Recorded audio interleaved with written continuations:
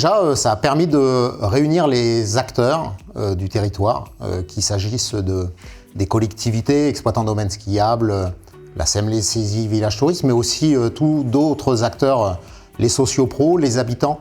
Donc il y a déjà une action de ce type-là, de mettre tout le monde autour de la table, qui fait partie justement de la démarche pour réfléchir à ce que doit être l'avenir de la station des saisies et du territoire au sens large, puisque le choix qui a été fait du côté des saisies, c'est d'englober en fait le territoire des 2 communes supports principales de Villars-sur-Doron et d'Autelus.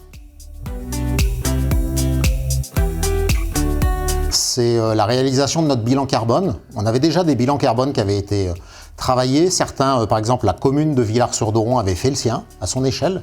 Nous, le domaine skiable, on avait fait le nôtre déjà depuis un certain temps à l'échelle de ce que sont nos activités. Le choix qui a été fait, en fait, c'est d'en réaliser un nouveau, mais par contre au sens large, à l'échelle du territoire global. Donc, ce que je vous disais tout à l'heure, le fait qu'on ait décidé de déployer la démarche à l'échelle d'Autelus, de Villars-sur-Doron, qui englobe le domaine skiable des saisies, ça c'est la première étape. Pourquoi on fait ça ? Tout simplement parce qu'on a besoin de savoir ce qui est un peu notre scénario à nous, propre, d'où on part pour essayer de définir des actions qui ont du sens, en fait. C'est vraiment l'idée qu'on a en tête.